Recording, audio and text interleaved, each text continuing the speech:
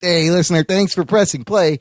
This week on the Jock and Nerd podcast, we're taking a look back at the year and decade in comic book movies. John Bellotti Jr. joins us to discuss the best and worst of 2019 and rank the top 5 comic book movies of the decade, all in this edition of the Jock and Nerd Weekly for Friday, January 3rd, 2020.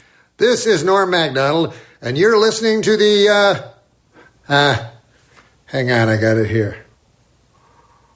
It says, the Jock and Nerd Podcast, known for their series of gay erotica found on Amazon, No? That's not that? Oh. Well, I fucked that up, I guess. Check. Check one. All right. This is for all you fans out there. Let's give it up. Hey, this is Kevin Conroy, the voice of Batman. Welcome to the Jock and Nerd Podcast with your hosts, Anthony. I'm cooking a pot roast in my pants. Imran. What the shit is this? And Rug Boy. Put a bullet in me, Imran. Comic book and superhero, TV and movie news, reviews. It's really bad. It's actually pretty bad. It's so fucking bad. It's dog shit on a hot day. I love this movie so much. Come on, Imran. I think he'll surprise us. Yeah. And whatever they choose. Let him see your small dick. We all know it's not big. Fuck off. The Jock and Nerd Podcast. Remember, Batman's got your back. Yeah, what's up? Happy New Year, listener, and welcome to the Jock and Nerd Podcast.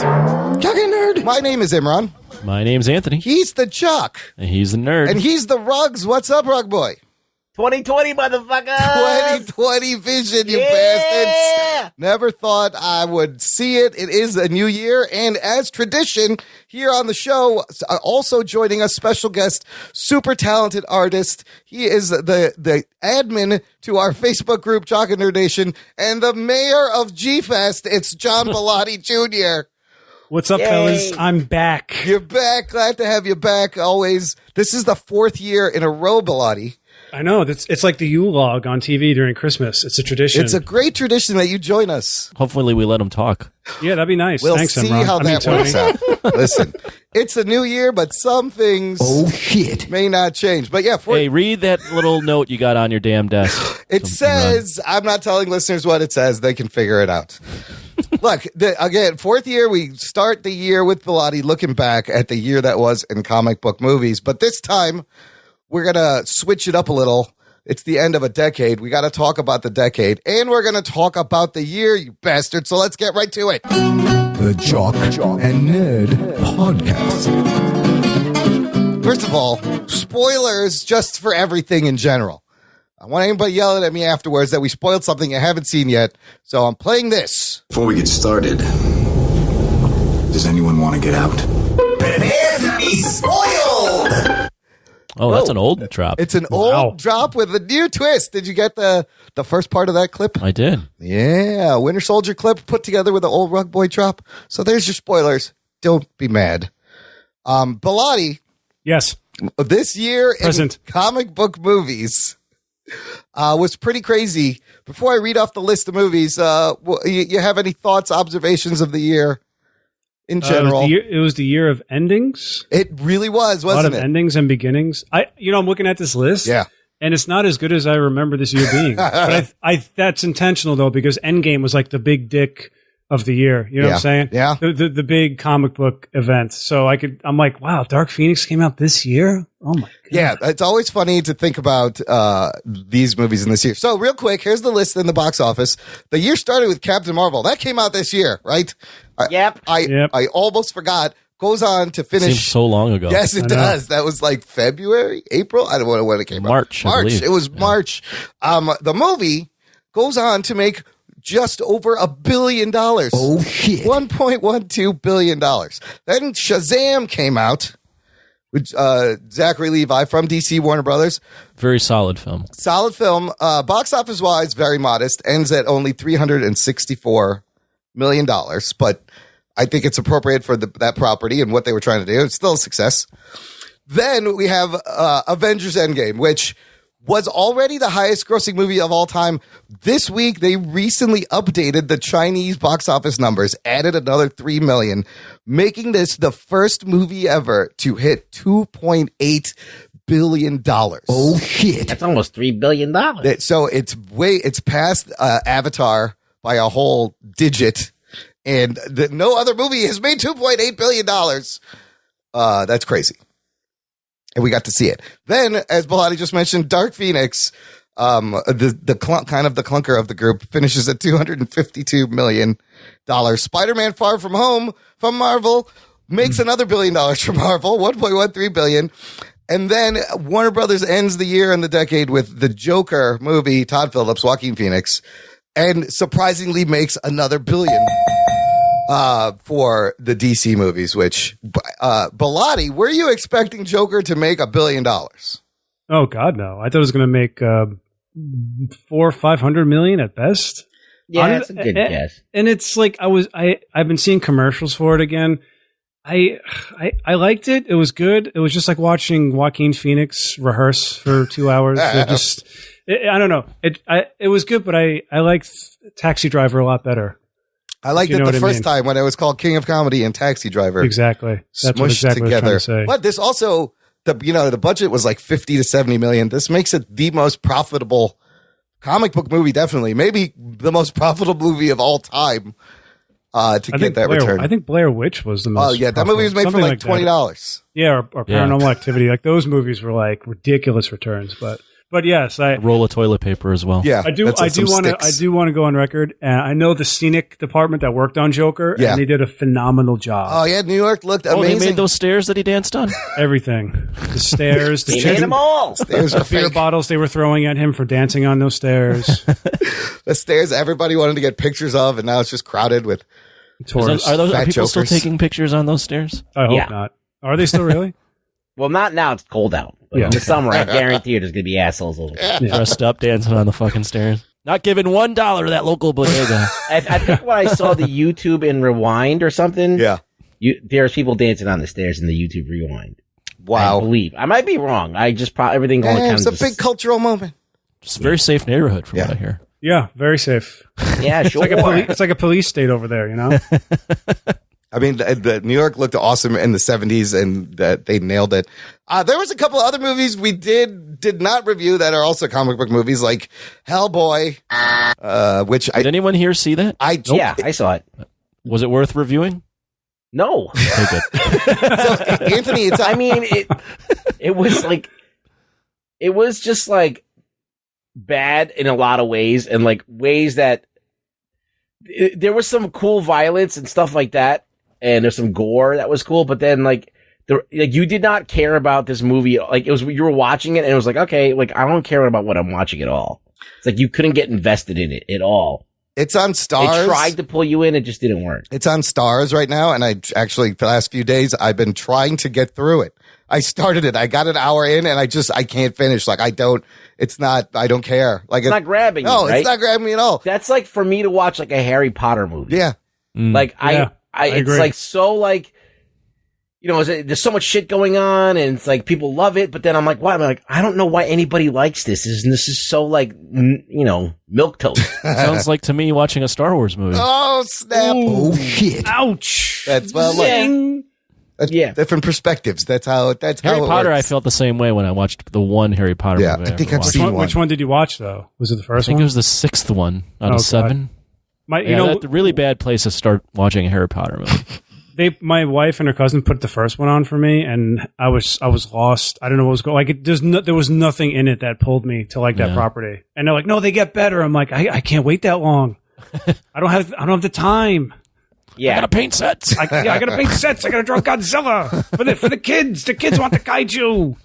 You gotta give the kids their kaiju. Won't someone think of the children? They need it. They don't know they need it, but they do. Yeah, don't bother with Hellboy. It's just there's nothing there. I didn't see Men in Black International. So either. I watched that. Actually, sat down. I recently watched that because it's on cable now. I think it's on HBO, and I was like, "Oh, let me watch this." And it was fine. It was all right. It's forgettable.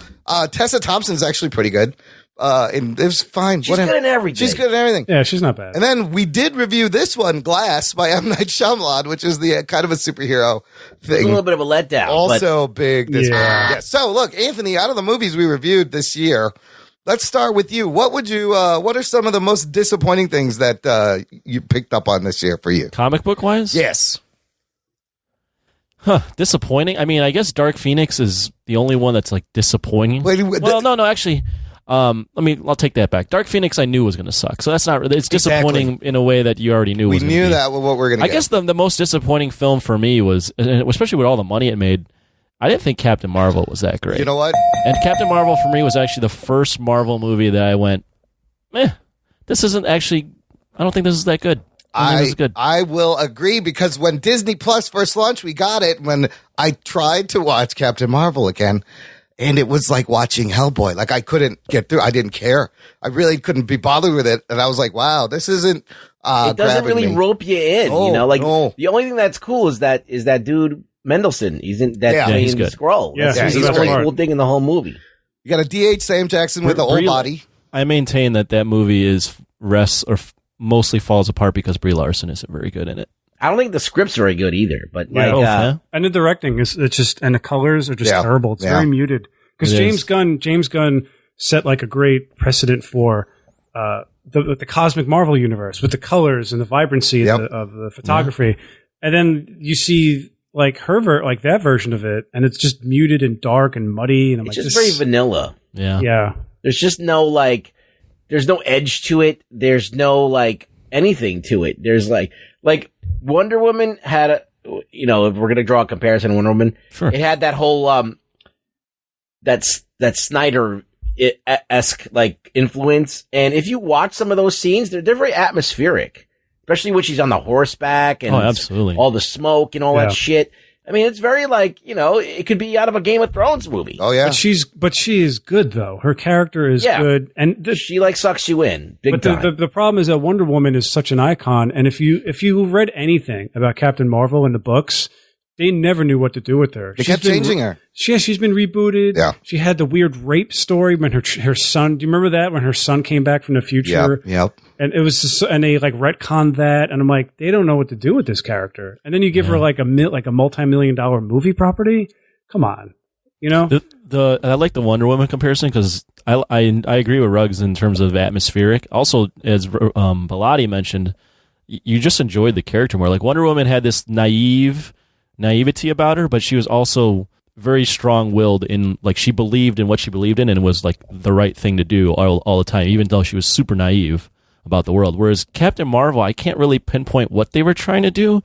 They tried to make her this kind of this Tony Stark, cocky badass, yet also this girl that pushed through and always fights, and it was just this weird mix of things that at the end of the day I was like, I don't know who she is. Yeah, we don't know what her thing is. I think as an actress she didn't pull off that character. It was what it was she was doing an impression of Robert Downey Jr. instead of cutting her own her own silhouette of what that is. Do you think she was better in Endgame, even though she didn't have not a lot of screen time? But did you guys like her better in Endgame?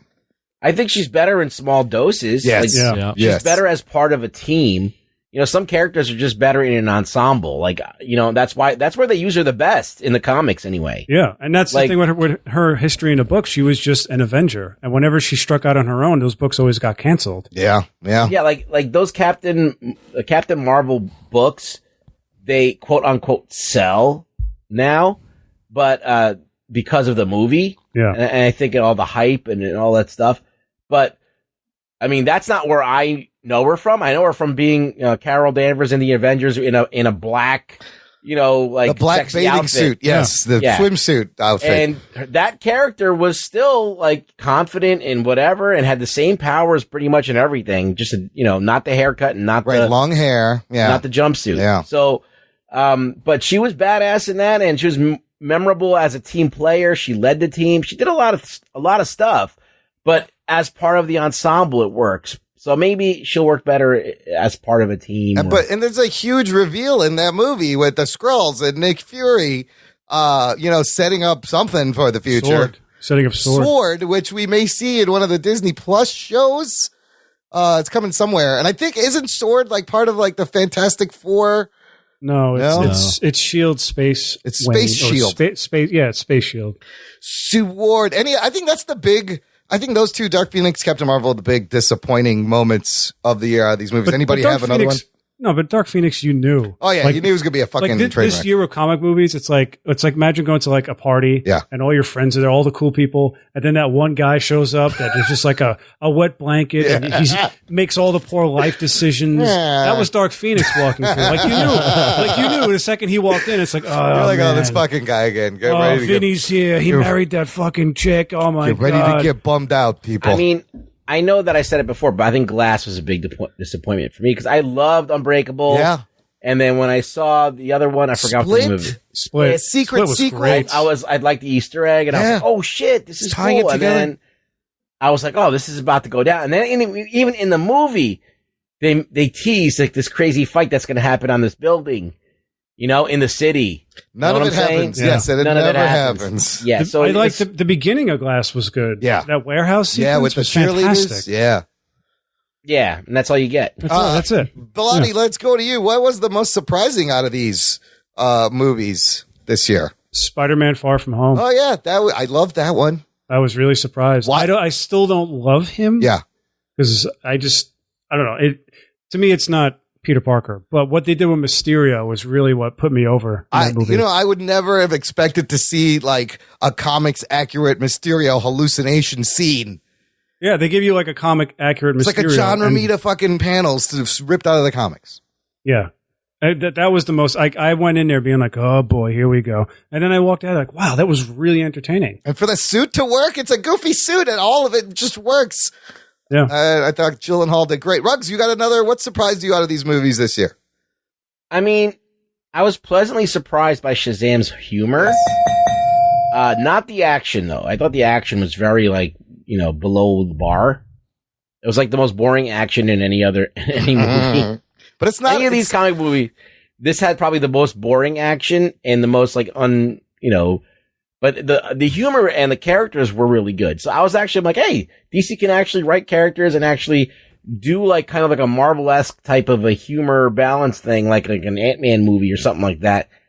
And it worked. It's just like the Ant-Man movies, the action's very milquetoast, I said that already. Yeah. Very bland, So it was just a bland action film, but I just was surprised that the humor works well. It worked better than, to me, some of the Guardians movies, the humor. So, big ups to them for doing it. I will agree. I was really surprised at how fun Shazam was and how much heart it has in that last act. Absolutely. I would also agree Shazam was my pleasant surprise. I went in with very little expectations, and I agree the action wasn't the best, but the way they wrote the characters, that scene in the third act when all the relatives get Marvel the powers, family, yes. Yeah, I mean that's written so well because it's built so well. Yep. With all these disabled, kids that are all foster kids and all that. Yeah, and I remember talking about it in the review, and you guys pointed this out to me. But it definitely has almost like an 80s vibe in terms of like there's these kids they're dealing with. It's big. Right. Tom Hanks. But I'm saying, that, but also like they're dealing with the foster stuff, but then there's also like this dark turn where like the monsters are just chewing the heads off of like the boardroom people. Yeah. Like, it's this weird mix of like adult things with kid things, and then written very well. If the action was just a little better, I mean, it would probably rank up there in terms of like all timers. They just did like Man of Steel, Zack Snyder-y action. But that's the thing, like the action obviously holds it back from being a great film. Yeah. But that just shows how important characters are. Like the characters carry that movie into something that's actually watchable and like by the end of it, you walk out feeling pretty good. It was a great balance of like fun and dark, scary tones. Like they weren't afraid to go there, but it was a perfect balance of it was both. A very comic booky movie. Yeah, yeah. It was like literally they just put the comic book on screen and they took this little tone that was a little bit more lighthearted tone and more geared to being funny and geared toward the characters a little bit. I don't know if it was quite Deadpool funny, but it was definitely on par with Marvel, and I would say better in a lot of ways. It's more like a John Hughes, Chris Columbus feeling, feel good, funny, wholesome, but just a touch of dark. That was the filmmaker's intention. Yeah. Like, didn't they specifically say John Hughes? And Well, that was Spider-Man was John Hughes. Oh, yeah, that's right. But they kind of did the same thing, which is why, Anthony, you're like, it's kind of like an 80s movie. I would say I'm also surprised. First of all, the Joker made $1 billion, but I'm honestly surprised DC Warner Brothers put out 2 decent movies. Holy shit. Who would have thought that was ever going to happen in 1 year? They did pretty good so far. So hopefully, it's a strong end to the year and the decade for DC. Wonder what they can keep it going the next year, but who knows? We'll see. They'll probably fuck it up somewhere. All right. Well, let's just get to best and worst of 2019. If you had to pick a best, Bellotti, best, who would you give it to? Number one overall, of the year. That come on, it's Endgame. It's a no-brainer. I know That's a no-brainer. That is kind of easy. I mean, this is even kind of. That's easy. I agree. Would anybody say anything else? Yeah, I would agree. There's nothing that comes remotely close. I think. Do you have a different opinion, Imran? No, there really isn't even. No. I mean, there really isn't. Like a dark horse. I guess Joker would have been the dark horse. I think Joker was close to being that dark horse, yes. But Endgame just trumps everything. What Joker really got into the public eye. It got into like the zeitgeist of everyday people. They were all up in that shit. But Avengers did something that was really Joker basically took something that already existed, like Taxi Driver, and just put Joker on top of it in there. Yeah.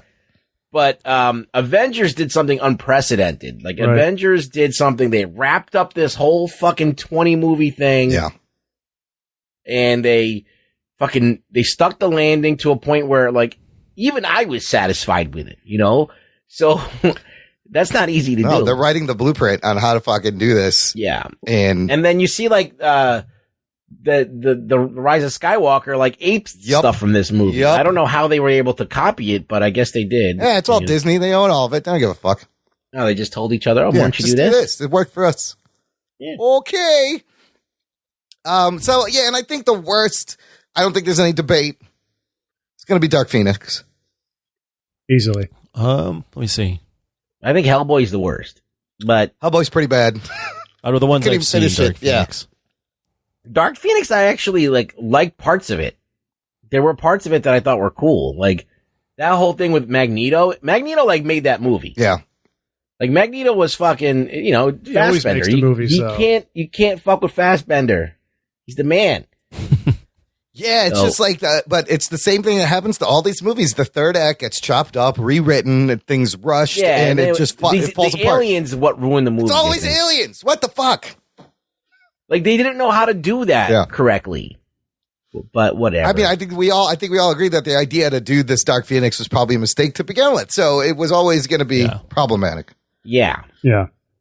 So, I mean, but still a solid year, the movies in the box office wise, even though I just read that box office was down 4% this year, despite Endgame, Star Wars, and Toy Story.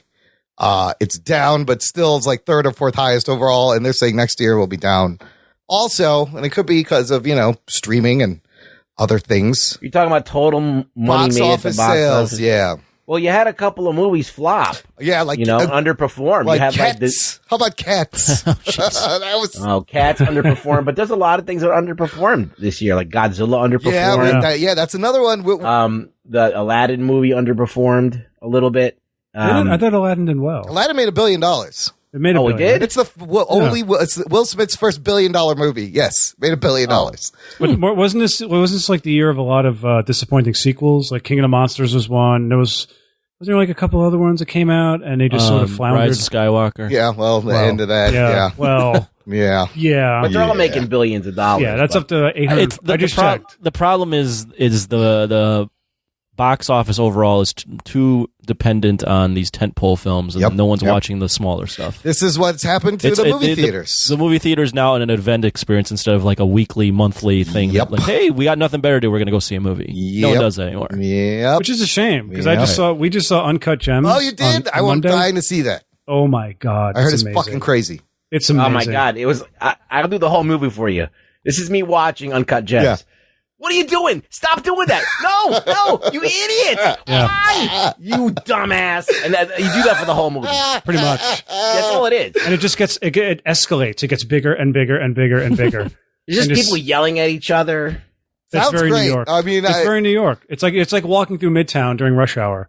That's amazing. And Sandler could get an Oscar I've nomination. done that before. Which would be crazy. Rise of Skywalker also made, I think it's already at like 800 million. It may make $1 billion, so it doesn't really matter. Other things of the year, Ruggs, would you agree this was the year of the puppet? Wowie zowie! For me, it's always the year. It's always the year of the puppet. We had Dark Crystal on Netflix, amazing puppetry, and then fucking Baby Yoda just destroyed. And Babu Frick. Well, and Babu Frick, yes, who was my favorite over Baby Yoda. Babu Frick. Babu Frick's the best. But I was happy to see puppetry coming back in this age of CGI. There was a puppet movie with that lady. Oh yeah, with Melissa McCarthy. That really bombed. Yeah. Oh my god, I forgot about that movie. Bellotti, what do you think? Shit. What do you think of? Should there be more puppets and less CGI in Hollywood? Yes. Right? Yes, there should be. If you do it like Baby Yoda is like probably one of the better done puppets. Yeah. If it looks good, why not do it? I don't understand why they just don't do it. Like the Dark Crystal puppets are a little sketchy, but like some of them are actually great. Yeah. But I think the Baby Yoda is actually like a cut above. I don't know. Do you think they're adding digital effects on top of the puppeteer? Yeah, they do that. Like I remember when I was watching this NBC show called what was it called? The Aliens.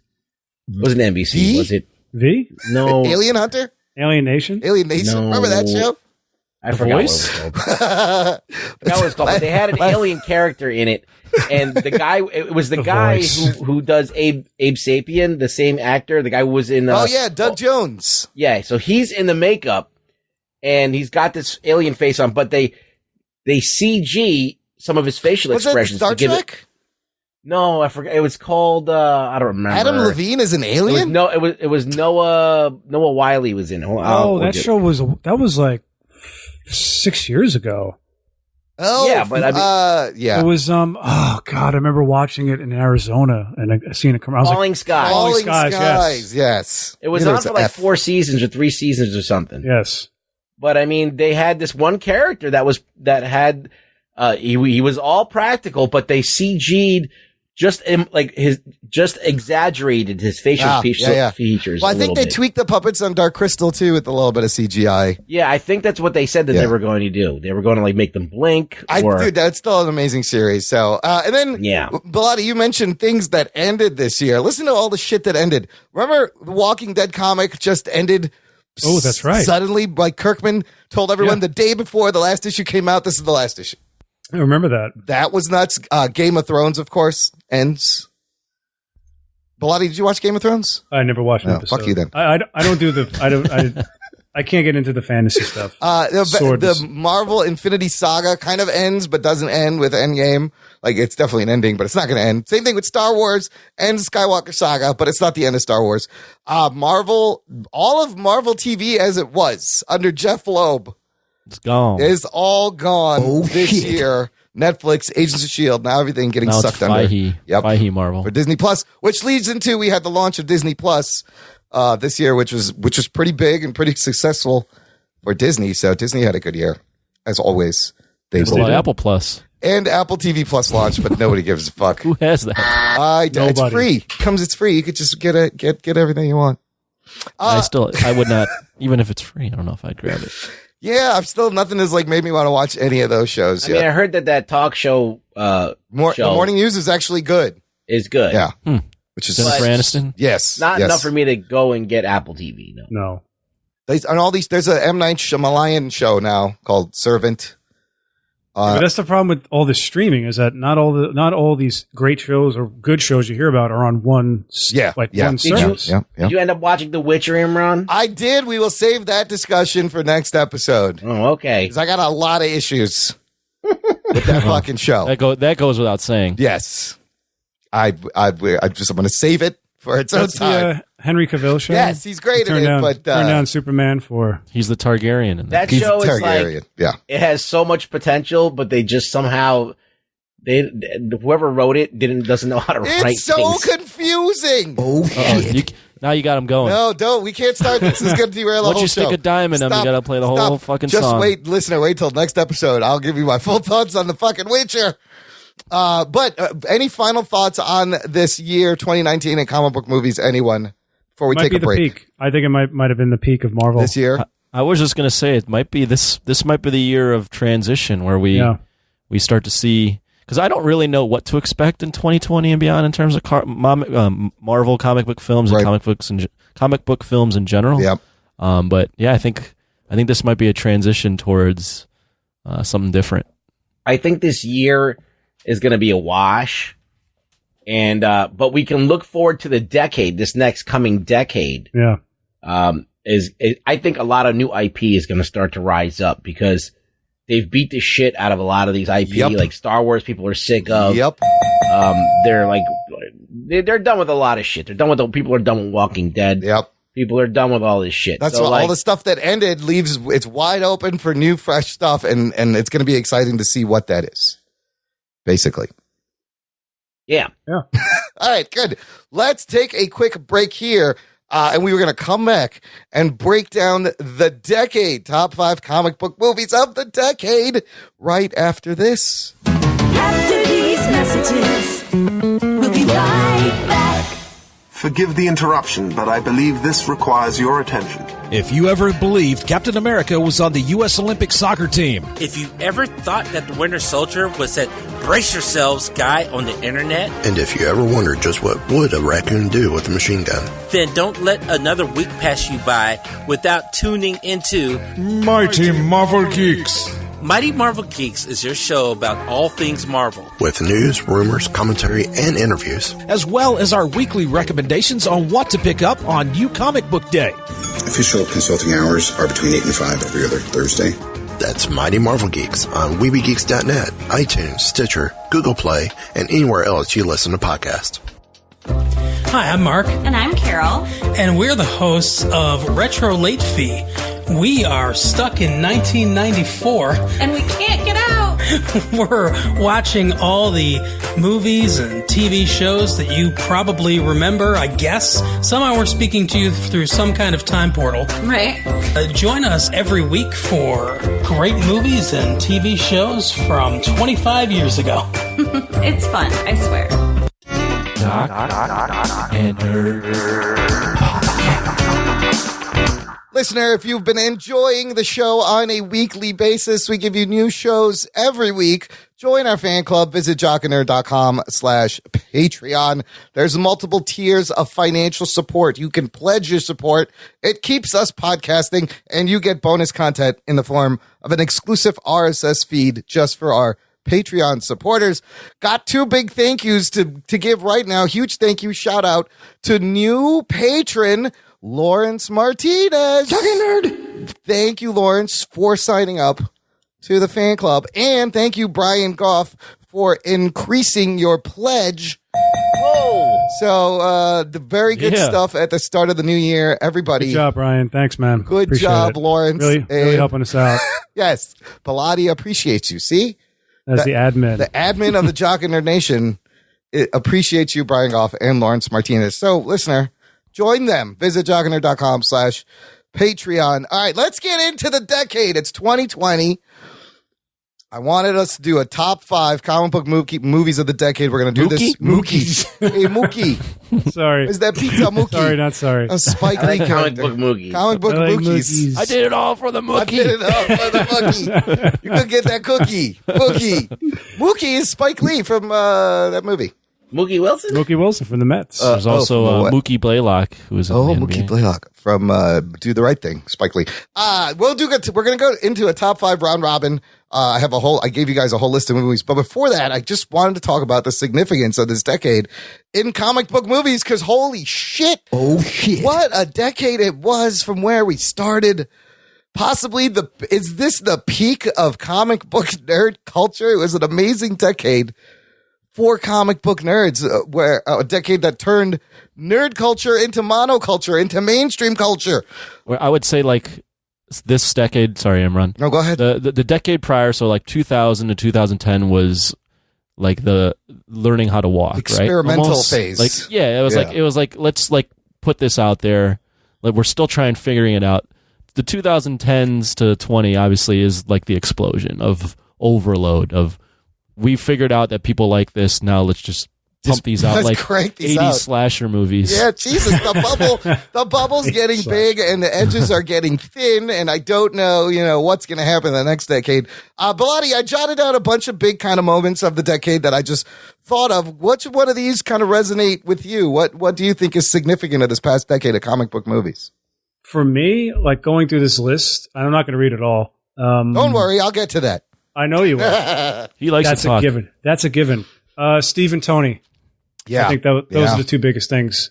Like Cap, let me tell you something. Let me just say this. Me? Who's Steve? Steve Rogers. Tony, Steve. Anthony, you have a new boyfriend named Steve that we Steve don't know and Tony. about. When we went to their wedding in New York, that's why Tony was in New York, guys. Yeah.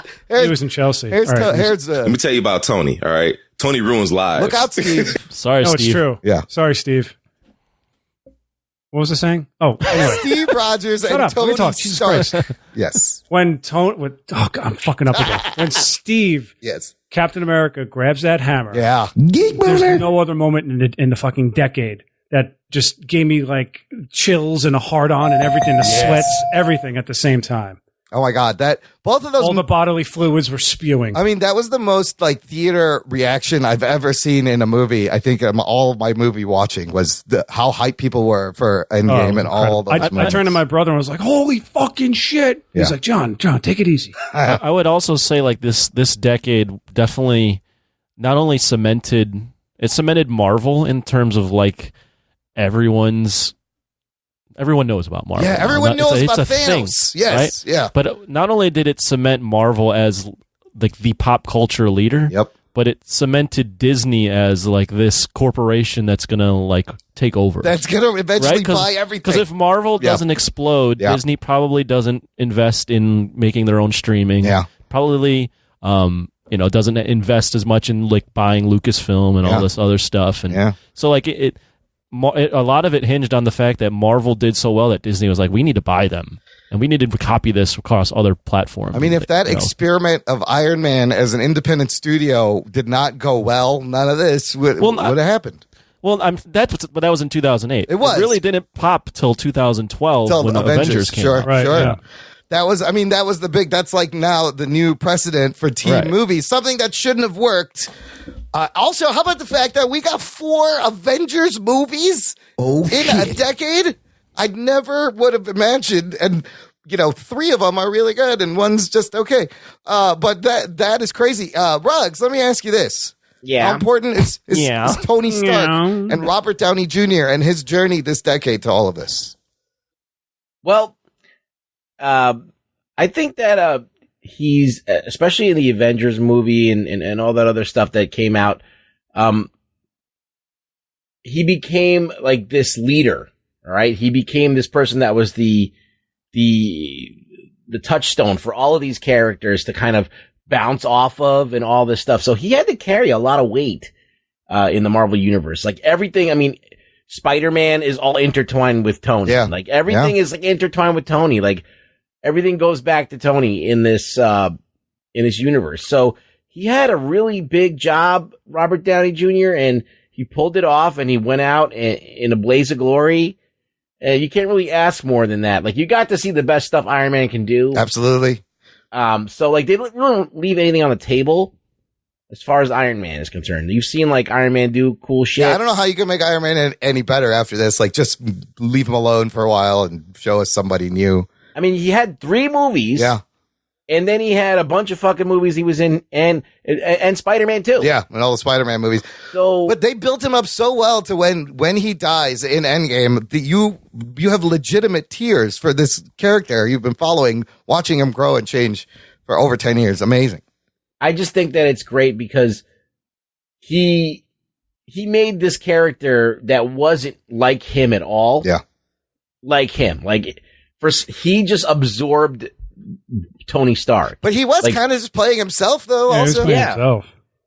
He just saw him. He's like, okay, listen, because Robert Downey Jr. has always been kind of like this genius who's been full of himself. Yep. You know, that's why he had that drug habit. Yeah. That's why he, he was always like a dude that people remember working with because he was like so crazy and so like over the top all the time and just kind of like running like on like 70 miles an hour. Everybody else is going 20. Yeah.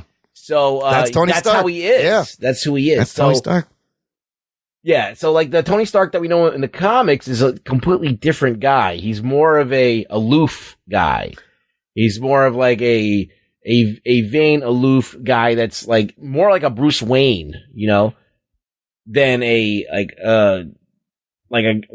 more of a manic thing like that Robert Downey Jr. does, where he's like talking fast and he's very vanilla. He's very vanilla in the books. Yeah, very vanilla. I also think it's pretty ballsy of Marvel to retire Captain America and kill Iron Man with two guys that they could have milked even further, that built the whole thing. But I love that they took that risk and actually put him to rest. We'll see if it works. Well, we'll I see. feel like Steve Rogers may come back and probably Tony will too. If it's Captain Marvel and Shang-Chi, I'm really worried about the future of Marvel. Let me tell you. Anthony, what big moment? What's significant to you out of this past decade? Well, I think I already mentioned a couple of things, but I would just reiterate again, just Marvel's dominance and the fact of that translating to Disney. Those are the two things. And then I would also point out that DC had some really big plans, and obviously that went to shit pretty quickly. Yes. But by the end, it seems like they're kind of at least figuring out how to make a good movie. Yes. I don't think they know necessarily what to do in terms of if they want to make a universe or not. But they had big plans. They obviously crashed and burned. But at least now they're figuring out, hey, let's at least make some decent films. So hopefully they're turning it around as well. That's a good one. And in defense of DC, like Marvel's gotten to the point now where you kind of know what you're going to get in the future. Like you kind of know it'll be exciting because they said we're going to change everything, but you kind of know the tone of it. DC starts the decade with Jonah Hex. But by the end, they end up with Joker. So I think as far as growth, that's huge growth in 10 years for DC. DC had a pretty good decade just because it caught the Wonder Woman thing. Yes. I think that was the game changer, and that's one of my big moments that I'm going to talk about right now is being on this precipice of, I guess, the marketing of this as being this first action superhero movie directed by a woman, which it wasn't. But the fact that they were able to use it to create a groundswell, to get everybody on board. Because Wonder Woman, for the years, I thought they were never going to make this movie. Yeah. Because I've been wanting them to make it. Like, Joss Whedon was supposed to make it, and there was a bunch of other people that were supposed to make a Wonder Woman movie. They made a show, and then they pulled it off the air before it went on. Yeah, with Adrian Palicki. Yeah. So I was, like, really worried about Wonder Woman. And fuck with Snyder all you want. He casted her. He cast her. He fucking made the suit that looked pretty legit. Yeah. It was that still like kept a lot of the classic cues, but brought it into more of a warrior thing. Like he made some good decisions. Yeah. And Patty Jenkins, took a page from Snyder in some of the fight choreography with the speeding up and the slowing down and stuff like that, and it worked. And that film, even though it's got that weak last act, it's still watchable. It still draws you in. It's still like, hey, this is actually a good movie. I mean, I think that No Man's Land scene is one of the most iconic scenes of the decade still. Right. And you have Marvel's answer to it, and it was like, it thudded. Yes. It was like, little disappointing. It didn't ring. It didn't ring like that. It didn't ring out and like, fuck, that's fucking... There we go. Well, that goes back to her character again, I think. Because Marvel, they realized they fucked up because it was a company, still is, a company run by men, right? Yeah. Of a certain ethnicity. And, they just made all these guy characters. And all the really good female characters they have are either on the X-Men or the Fantastic Four. And part of that was also Ike Perlmutter's fault because he did not want a female-led movie or any kind of representation. Yeah. And they had to get him out of there. I feel like they were scrambling to sort of meet all these, the diversity push. This is the problem with here you have a problem with Marvel and you have this same problem with DC, but like It's when you do the other version of a male character as the female character. So when you do like Hulk and then you have She-Hulk. Yeah. Yeah. Even though She-Hulk is a completely different character and does her own thing and is cool in her own way, like, you're going to think about the Hulk. Yeah. Yeah. So a lot of Marvel's characters are like that kind of thing. And or either that or they're like these ambiguous characters like Scarlet Witch, like, or Black Widow. Like, she's not really a hero. She's more of a spy. Yeah. So they didn't really have anything to counter Wonder Woman. No, there's nothing. DC had this full-on advantage. And they capitalized on it well. Yeah. So that's a huge part. I think it's crazy that we started the decade with Christian Bale as Batman, and we end the decade with Robert Pattinson as Batman. Oh, shit. 3 Batmans. Potentially, yeah. You know, and 2 Spider-Mans. So there's a lot of Spider-Man goodness. What else? Just the fact that everyone was talking about the snap. Remember when the snap from Infinity War was so huge? And you had everyone talking about Thanos. It blew me away. This obscure fucking villain. Yeah, Thanos is a meme, you know. Thanos like they use is it all like the time. Yeah, it's amazing that they were able to do that. Spider-Man returning to Marvel in that crazy, unprecedented deal. That's one of my fucking favorite crazy moments of this decade. And the fact that we've been podcasting for half the decade is also kind of crazy. It's true. You know, but I mean, how many Spider-Man movies? You had Amazing Spider-Man, Amazing Spider-Man 2, Yep. and then we had 4 Spider-Man movies. 4 and then 5 actually, if you count into the Spider-Verse. Into Spider-Verse, and then 3 appearances in other movies. Oh man, Spider-Man fans You got a shitload of Spider-Man. Spider-Man fans got a lot of goodness in this decade. How about Disney buying Fox at this last year? That was kind of big. That's crazy. Another power move. I thought that was, inevitable. Yeah. They're buying everything. And it's just a matter of time. They had their eyes on Fox. Fox had Marvel characters. It was like a done deal, basically. How soon till they buy Sony and buy Spider-Man back? That's going to happen. They could do that if they wanted to. They make enough money. Yeah, but Sony, they like my show, Blacklist is Sony. Yeah. So Tony, Jesus, I'm if they buy Tony, if they buy Tony, Tony's not for sale. I'm going for a good price. $20. Tony belongs to Steve. What was I saying? No, but like Fox, like what are they? They just had like the movies and the news and all that stuff, right? Yeah. The sports. Sony has electronics. Yeah. You know, like it's the same thing. Like these companies are just. It's not movie studios anymore. It's multimedia conglomerates. Corporations. They could just buy their movie division. Yeah, they could great. Or they could buy the TV division, and then I could work for Disney and get laid off. But anyway. You are a Sony employee, and we have only good things You to were say. invaluable. You would not get laid off. You know what I think was really cool in this decade is that some companies like Fox took the chance and making these comic book movies adult and giving them R rating. Yeah. So you got Logan, you got Deadpool, and Joker. I think and Joker. So I think the R-rated comic book movies we saw this decade were super important. And I think that kind of points to the future. You're never going to see them again by Marvel. Marvel cannot do this. They have not yet. They probably won't. But Marvel. I mean, Disney is going as far as taking movies that they're putting on Disney Plus and editing shit out of make them all sanitized. I saw that. What did they edit? Which one? What are they editing? Adventures in Babysitting. Oh, what did they edit out of that? She says, "Don't fuck with the babysitter." They took in the movie. Oh, they have to take that out. You can't have that on Disney Plus. Boo. And that's like the main line of that movie. Yes, that's like the slogan. Wow, that's crazy. So crazy. So not she calls Thor a fag. Yeah, or something. She goes, Thor's a homo. Or something like that. Did they cut that out? And then there's that big fight. I remember that. And that was Vincent D'Onofrio as the mechanic. Right. But do you think Marvel will make a R-rated movie in the next decade? Anyone? I think anything is possible. Honestly. Yeah, I don't think so. If the money's there, I could see a Deadpool movie getting an R rating again. Yeah, but didn't Disney at one point own Miramax, who was making all the Weinstein movies? Yeah. Oh shit. Yeah. Yeah, but I mean, the Disney Plus stuff is like all. They're trying to make it a family entertainment. Disney Plus will not be R. No, but it could go to Hulu. Hulu, right? Yeah. I mean, all those Hulu's are R stuff. They bought all those R-rated like Alien and Predator movies. Yeah, but why aren't they leaving Adventures in Babysitting on Hulu then? Because they suck. Yeah, that's really it. It's PG-13. You can have one F word. That's how it works. Disney. What the fuck? I think Joker making $1 billion is huge.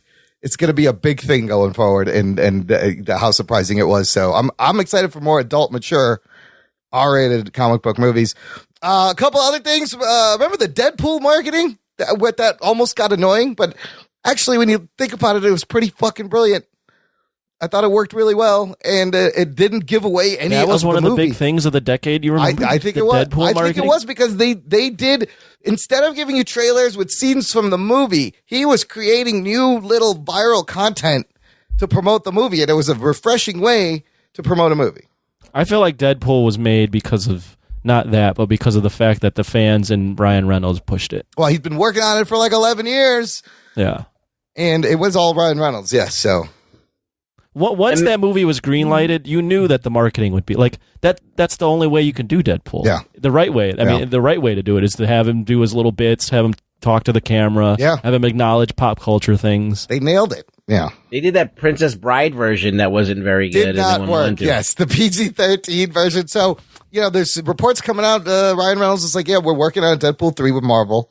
What rating? How far are they going to go? It's going to be very interesting. We'll see. Okay, let's get to the top 5. Jock and Nerd. Are we doing any honorable? Oh, yeah. Yes, we will at the end after we do the 5. Bellotti, I'm going to start with you. Okay. Here's our top 5 comic book movies of the decade. We're going to start with number 5 and go around. Bellotti, what is your number 5? Of the decade? Yes. 5, I would say Guardians of the Galaxy 1. Okay. So to just tell the listener, I sent these guys a list. I think there was like 60 movies, 50 to 60 movies, comic book movies. And how hard was this to do, Bellotti, first of all? It's not that hard because a lot of these movies aren't really that close to my heart in terms of, like, the thing with Marvel is that there's so many of them, and a lot of them are so routine that the ones that really stand out really effing stand out. Yeah. And the DC movies are just a hot mess up until Wonder Woman. Yeah. And even, Aquaman is good, but not because of Jason Momoa, that's for sure. And Joker's just Taxi Driver, so, it's kind of an easy It's a good point. So number 5, Guardians of the Galaxy. Anybody have that on their list? Yes. You do, Ruggs. What number? I have it at 5 as well. Oh, you do? I did not have it on my list. Okay. Ruggs, why do you have it at 5? Because it was a movie about something that nobody knew about, and Marvel was still able to capitalize on it. Yeah. And then they learned how to do that, and they applied that to Captain Marvel. So, and Doctor Strange and all the other unknown people, like to regular people, things. Absolutely. Huge risk, and James Gunn nailed it. Also, it's kind of outside of the Marvel continuity, the Marvel storyline that was going on. I think that was an advantage, James Gunn. I also think that reason why I chose it is it's the better of the Guardians movies, and it's still silly and whatever, and has all like the songs and the dancing and the stupidity, but I think that it just works. And this is before it. Now it's out of control. Yes. This is when it was still. I think James Gunn was like playing it as good as he could. Yeah. He didn't feel like he could just do anything he wanted. Yeah. So he kind of like, I guess he edited himself better. Yeah. And that basically gave way to like Taika Waititi and everybody else doing these movies and just going bonkers with everything. But it might get a little out of control, but definitely Guardians deserves to be on the list. Anthony, what do you got at number 5? Number 5, I have Avengers Infinity War. Oh, wow. Okay. Yeah. Holy shit. Originally, I had that movie. When we first reviewed that movie, I actually didn't think that movie was that good. But with hindsight and further thoughts, I just had it higher. I had it in my top 5 because of just the fact of what an accomplishment it was in terms of bringing all these characters together and making, probably in terms of filmmaking, the better film out of the two Russo brothers Avengers films. I mean, they are two very different films. And just remember when we just got half of it and you didn't know what was going to happen. That was a crazy year to wait between movies. But I think a lot of people would say that. And the decision, at the time to make the antagonist or the protagonist, the antagonist, which is Thanos. Yeah. Like, that movie is actually a Thanos movie through and through. He is the one that, has the through line throughout the thing and accomplishes his goal at the end. we knew probably that something bad was going to end this movie because you're not going to end the first part of a 2-part film on a good note, but it was still a risk at the time, and they nailed it. And it was like to watch the people in the theater, just their mouths drop at that shocking ending where they're just like, "What? They just killed everyone!" Like, and we knew, look, everyone's coming back, but I feel like a large part of the general audience, like you really felt that loss. In a way, it was so risky, but it really wasn't because they're all coming back. Yeah, because they announced the second movie, but it still hit. That loss was still felt. It wasn't, it didn't get wasted. Did anyone else have that in there? Yeah, sorta. I'm not going to comment on that now because I got to. It's in my top 5, but it's. What number? I'm not telling you. You got to wait till we get to it. My number 5. This is so hard. First of all, doing top 5, I didn't give you any criteria. I left that up to you, and that makes it really hard because you're like, top 5 based on what? I put Black Panther as number 5 just because of the relevance and the movement it had. This movie got people who didn't follow the MCU to come out and watch this movie. My boss at work, she's like, we're going to see this movie. It's the first movie to be nominated for a Best Picture at the Oscars. And I just, it's the third act, again, like Wonder Woman, kind of falls apart. But just the diversity, the Ryan Coogler-ness of the movie, the casino scene, I think it's really important. It's an important movie of the decade. I would agree. I didn't have it in my top 5, but I remember watching it with my friend and literally looking at her and going, this movie's fucking awesome. Yeah. Now the third act at the third act with the CGI really takes it down a couple notches, but at the time I was just like, damn, this is great. I'm really enjoying this. I mean, Killmonger, Michael B. Jordan, the characters we met, he is arguably the least interesting character in the movie, but overall the movie as a movement, as a moment in time with a largely black crew in front of and behind the camera. Amazing. Bellotti. Yes. Number 4. Number 4 is a tie, actually. Oh. Because I needed both of them. I did Civil War and Guardians too. Oh, you tied Civil War and Guardians too. Okay. I did. Talk to us about Civil War. Well, Civil War was just such a unique film for Marvel to do, having their two big guns go head to head like that. Even though it was nothing like the comic book, which I'm fine with. Yeah. You just sort of left that movie. You just felt torn because you agreed with both characters. They both had really, really good points. And Guardians 2, for me, I know we've talked about this on the podcast before, and we're not going to get into it, but I'm a color guy. I love bright, vibrant colors. Yeah. And that movie, it has like so many vibrant colors in it. Yeah. And the directing was, I thought, a lot better. And the ending, the movie takes you to this one part and you think it's over, and then the ending just kicks in and it's like another 45 minutes of this craziness. Yeah. And then Yondu dying. I mean, who didn't cry? The funeral was great. Yeah. There wasn't a dry eye in the theater. Remember, it had 5 post-credit scenes. Remember that? Yeah, and they were great. When he gets the arrow in the back. Yes. I mean, I love that. It kept going. This is tough because I had both of those in my honorable mentions. Oh, as well. Those are honorable mentions. Civil War, I remember saying on our podcast, it was hyperbole at the time. Yeah. I remember saying, I think this is the best comic book movie ever. I mean, it's so comic It's one of the best ones. Yeah, I do agree with that. Yeah. All the Russo brothers movies are great. It introduced us to Black Panther. It introduced us to Spider-Man at the last minute. And can I just add, I still think that that's the best Spider-Man in any movie, is that his appearance in that movie. Yeah. Yeah. To this day, I still think it's the best representation of him on film. I mean, again, the Russo brothers use these characters the best out of all the directors. They know how to do it. That whole scene when he goes to his apartment in Queens. Yep. I mean, come on. It was great. Their interaction. I mean, that movie was just firing on all cylinders. Yeah, I agree. And I'm with you, Bellotti. I actually liked Volume 2 better than Guardians 1. So yeah, it's in my honorable mentions, though. Yeah. Anthony, speaking of you, number 4, what do you got?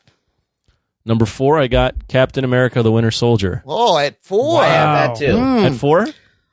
No, I have it at 3. You have it at 3. I have it at number 2. Oh, wow. Bellotti, do you have that on your list? It's on my list. What? You'll be surprised where it is. Okay. Well, let's talk about it. Why, Anthony? Well, I mean, first off, it's a very well made film. The surprise. I mean, me and you, Imran, saw it. Yes. We got an early screening 2 weeks before it came out. Yeah, 2 weeks before it came out, we were in line for 3 hours. Yeah, just sitting there waiting, getting our spot. I think for me, it's very well made, but it's how unexpected it's so. Like, you have the Russo brothers, who at the time were known for Community, and some comedy movie Their that what first they do, movie, and so you had that. Captain America, he was solid in his first film, but this was the film where it was like, wow, you could take this character out of World War II and still make him relevant to this time with like great writing and not make him, vanilla. Like, he's still an awesome character. And then the fact that just like, it's such a surprise, like Captain America, as I mentioned, is such a vanilla character. And then you see this movie, you're like, holy shit, like, this is awesome. Yeah. How did they do this? Yeah. This is genius. And then like in retrospect now, like it all makes sense. But at the time, who was expecting like a Captain America film to blow you away? I don't really think that many people were. I mean, after that first one, you kind of were like, okay, I like Captain America. He's cool and all. But then I was watching this movie and I'm like, who the fuck directed this? Yeah. They grew up watching James Cameron movies like I did. They definitely fucking know what John McTiernan is doing. They know fucking Tony Scott. They fucking a lot of flavors of all these different action films. They get it, from the 80s and 90s, and they kind of were like the French Connection, even 70s. Even the music was like dun dun dun dun dun. Yeah. And I was like, wow, this is fucking shit is awesome. I mean, I think I have it on my list too, and I think it still remains one of their more mature movies. It shows you that you could take a superhero movie and drop it in a political espionage thriller. You got fucking Robert Redford. Oh shit. Robert Redford as the fucking head of the thing. It's still, and the action is great, and it still holds up as an amazing movie. All right, very good. Ruggs, what do you have at number 4? Oh Jesus, I have Into the Spider-Verse. Oh shit! Oh, I forgot that.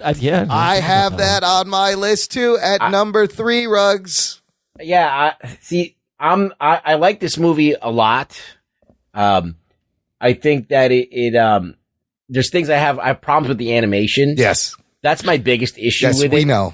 Like that is my top issue with the movie. But besides all that, like if you just don't think about that and you don't think about certain story points just being like really, really flimsy, it's the first real cinematic Marvel movie like that is a cartoon. Yeah. Well, it's not. It's from Sony, but Marvel. It's a Marvel character done on So yeah, Sony made it obviously, but like there's no theatrical Fantastic Four movie unless you call The Incredibles. But like there's no like other big screen Marvel movie. Yeah. So I think that's like that blew fucking a door wide open now. Absolutely. We can see more shit happen like that, and I think it's great. I just don't want them to use the same techniques.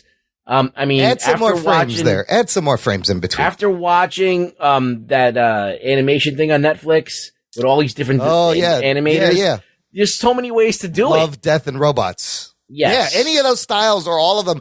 To their credit, they mixed a lot of styles. But yes, we just talked about how there was like 12 appearances of Spider-Man in this decade. And out of all of them, this, I feel, captures the most, the essence, the pure Spider-Man-ness of it all. Not only that, it gives us a ton of fucking Spider-Man, blows the doors open for the multiverse and the potential, and it's Miles is great. It's just fucking pitch perfect. None of you guys had it on honorable mentions or on your list? Huh? I totally forgot about it. I didn't have it. I had to put a Spider-Man movie in, and it's gonna be that one. That one, Yeah, this one's, I feel like, is way more Spider-Man than any of the Marvel Spider-Man. Because Spider-Man 2, Sam Raimi, that was last decade, right? Yeah, that didn't come out this decade. Yes, it's way more Spider-Man-y than the Disney fucking gee whiz Spidey that we got. All right, that's good. My number 4 is Logan. Ooh, Logan. I have it on my list. Really? Where do you have it at, Anthony? I have it 3. Okay. You have it higher. Why don't you start? Why you got Logan so high? I mean, for all intents and purposes, I think Logan is the best film on the entire list. Oh, in terms of being. Whoa, fuck. But I just have it at 3 because of feelings. Yes. I think Logan is just a fantastic film. Logan is the film that made like R rating possible. Yeah. And you can make money with an R rating. I believe Logan came out before Deadpool. No, Deadpool was first. 2016, Logan 2017. So Deadpool kind of opened the door. Deadpool opened the door, but Deadpool's its own thing. It's the hangover of comic book movies. Yeah, Deadpool is not something you can just recreate across multiple characters. Logan is an actual film like that takes a Marvel character, puts him in a very mature setting, and takes like great performances from dude that plays what's his fucking Hugh Jackman, face? Patrick Hugh Jackman, Stewart, Patrick Stewart, yeah, exactly. Daphne like Keane. Exactly. Yeah. It's a very mature film. The soundtrack is great. The acting is great. The violence is super violent and super gory. I mean, it's just an all around. I think it's the best. Literally, I think it's the best film made on here. I mean, it's amazing. It's a Western. Again, another instance of superhero movie. It's a Western, but it's a superhero movie. It does so many things right. The fact that we got to see Hugh Jackman play this character for 9 years and finish out this way along with Patrick Stewart. So perfect send off.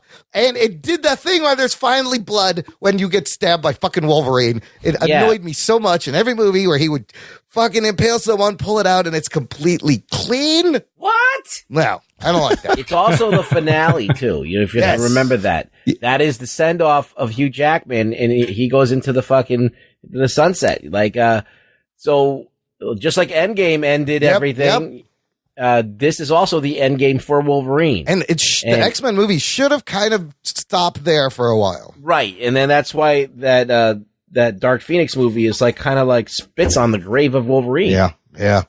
No, Logan is great. The black and white version is great. And again, great decade for R-rated comic book movies. Bellotti. Yes. We're up to your number 3 now.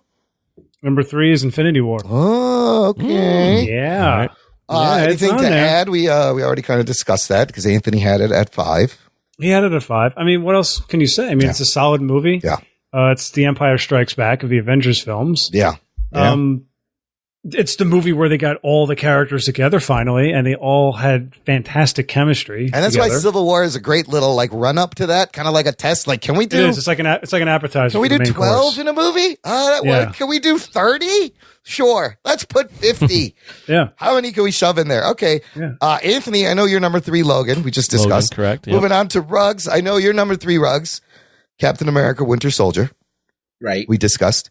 My number 3, Into the Spider-Verse, which we also discussed. Which easy enough. Which brings us back to John Bellotti Jr. Yes. Junior. What's up? What do you got at number 2? Endgame. Oh, okay. I went Endgame.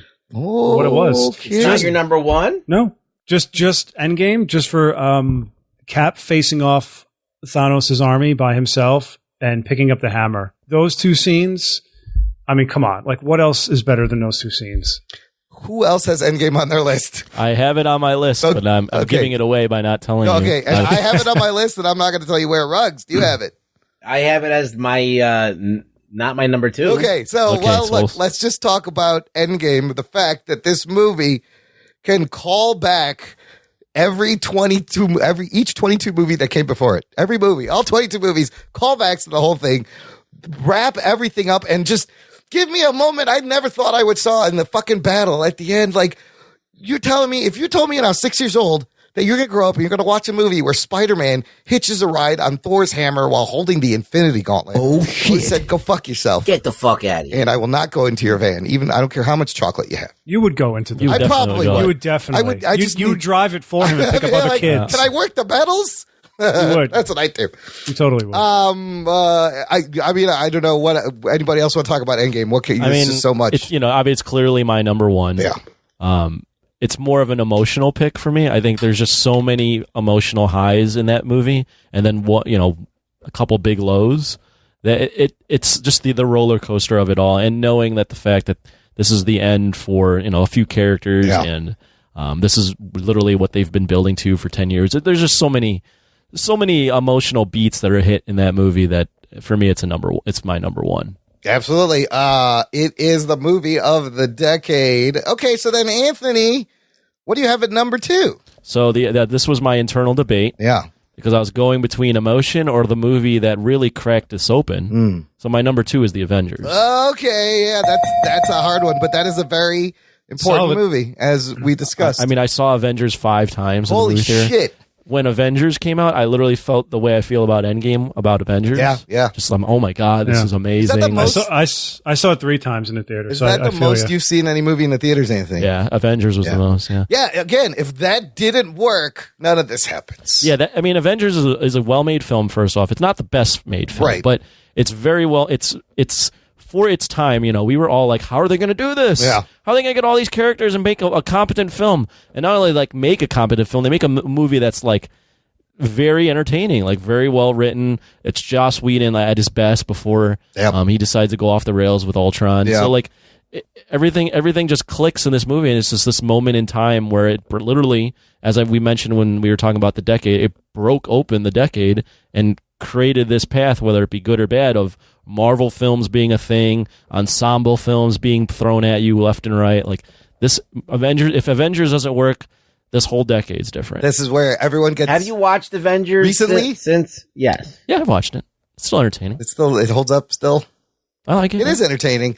It is, but after you watch Infinity War and Endgame, it feels sparse. It seems a little dated and sparse, but still, that circular shot where everyone's standing, like that's another iconic moment of the decade that you will always think of. I just remember when I went to the theater to see Endgame, I went with a huge group of people, and that was like the last time that a huge group of people went to the movies. Yeah. To see like all together to see a movie because we were so psyched to see Avengers. Yeah. You mean Avengers or Endgame? Avengers. The first one. Endgame, like it was a smaller group. Okay. No, Avengers it was huge that summer. Remember how big it was when it fucking came out in 2012? Yeah, it was. Ruggs, that brings us to you. What do you got at number 2? Oh, I had Joker. Oh, shit. Oh, wow. Okay. Wow. I'm glad somebody put this in there because I do think it deserves to be in the discussion. Why number 2, Ruggs? That's a fucking high. Because it made $1 billion. Yes. It was like it had a lot of stuff working against it. All right. Number 1, it's an R-rated movie. Number 2, it deviates from canon. Yeah.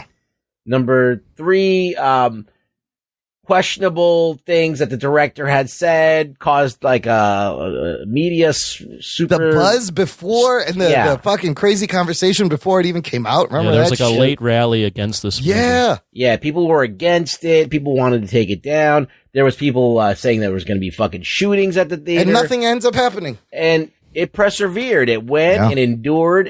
It became a thing. Everybody was talking about the Joker. Yep. And people like embraced this Joker after you have this amazing Joker done in The Dark Knight, by another person.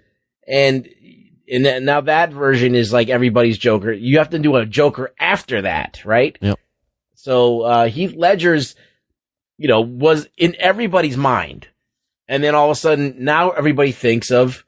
It's almost not it's been erased, but now everybody thinks of him too. Yeah, no, he did it. He managed to get up there along with Heath Ledger. People are dancing on the stairs looking like, what's his face? Yeah, so Joaquin... Fat Joker's taking pictures on stairs. Anthony saw a guy on a skateboard dressed as the Joker. I did. In New York? In New When York. he was in there, you told me. I did.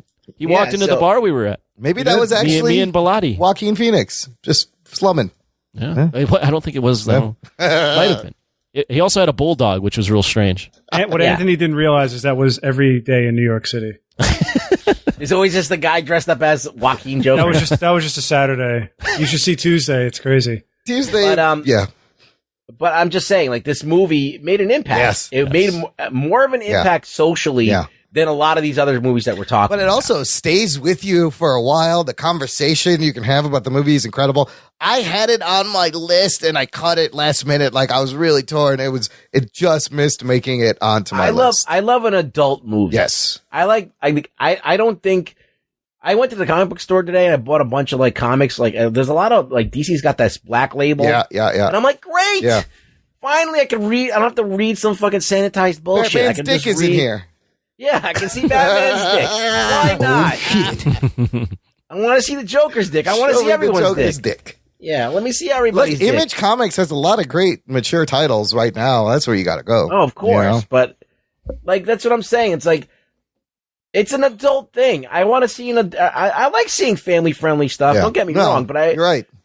But every once in a while, you want to have some gravity, and this movie had tons of it. Yeah, I appreciate they didn't hold back. And again, Logan, Joker, Deadpool, these are some awesome adult R-rated comic book movies that succeed, and you could do it, and hopefully we'll get more in the coming decade. Wow, okay, Rugg says number 2 at Joker. My number 2, Captain America, Winter Soldier, which we have discussed, which brings us to number 1. Jock and Nerd Junior. Yes. Hi. Well, hi. Hey, Junior. Hey, what's going on? Bellotti, what do you got at number one? Top Number one? comic book movie of the decade for John Bellotti Jr. Oh, that's easy. The Dark Knight Rises. I'm just kidding. Shit. I'm just kidding. We got to talk about that. I'm kidding. No. No, we do. I do like that movie. The Winter Soldier is my number one. Oh, you got Cap, Winter Soldier. Nice. I was watching it. It came on TV, I think, yesterday, or today. I was watching it. I'm like, God damn it. It's so good. Everything about that movie is so good. And that was 2014? When did that come out? 2014. Yeah, man. From 2014, still lands on the top of many lists that I was looking at. Still, too. It's enough of a comic movie and like a legit film at the same time. Absolutely. That it's just enough. It doesn't go too far one way or the other. Anthony. Endgame. We know you're number one. We already talked about that. Yep. Ruggs, what do you have at number one? This is going to be interesting. Well, it was Endgame. Oh, it's Endgame. Okay, so it's not interesting. Told me not to give away my number one. So I cheated, and my number one is tied. I have Infinity War Endgame. You have to have both. I feel like I put both at the top because it's one complete story. You know, it's hard to have one without the other. So nothing like having a top 6 in your top 5. And I wanted to squish some more in. Hey, Bellotti did the same shit. I know. He fucking tied. But I like to give you shit. I like Bellotti. Okay. Yes. That's a good point. That's fucking awesome. Yeah. That's really good. Yeah, it's really good. That's fucking awesome. So that's an amazing really top That's 5. really We got Bellotti's number one, Winter Soldier, Anthony Endgame, Ruggs Endgame, and me Infinity War Endgame. That takes us to honorable mentions. What other movies, you guys, deserve to be in this conversation? I'd say Deadpool. Yes, Deadpool. Absolutely. Because I would also say Days of Future Past. Yes. That's also that's a forgotten That's film. a really good one. And that and First Class too. First Class, yeah. But Days of Future Past managed to combine two different timelines, two sets of X-Men characters, and not fuck it up. That They really should have ended it there. Yeah, I was just going to say that. That was almost on my list too. Oh man, I forgot about that. That's honorable mention for me. That's like, top 10. They did a great job with bringing in Hugh Jackman and the new guys, and it could have been a mess, and it wasn't. It pretty much works. Although my one gripe with Days of Future Past, it's just a very minor gripe. How does Kitty Pryde put Logan into the past? I didn't know that was her power. I don't know. What are Scarlet Witch's powers? Who cares? No, I'm saying in the comics, that's not it. Well, yes, she phases in the book, but in the original story, doesn't she go back into her younger body? Is it her? Yes, she it's gets her. sent back. She goes back. So how does she put him back? Who does it in the comic book? It's somebody else. If they had her go back in the movie, nobody would give a shit of about course, it. Nobody cares. You want to see Hugh Jackman? So they had to come up with something. They just fucking made it up. I don't know. They're like, now she has this power. Because I was like, in all the previous movies, she's just running through walls. That's her power. She phases. And in this one, she's phasing. I can do Logan this into now. The past. Well, she could have evolved in the future. I guess so. It's a mutation, Anthony. Mutation. Sure. I think there might be some precedent for it. I think another honorable mention, Wonder Woman. I think can be an honorable mention. I thought we did talk about that, but nobody had it in their list. But I thought I had it on my list. I thought I brought it up. We did talk about it, but I think it was before. It wasn't on your list. We did it before the ranking, and you do not have it on your list because I wrote it down.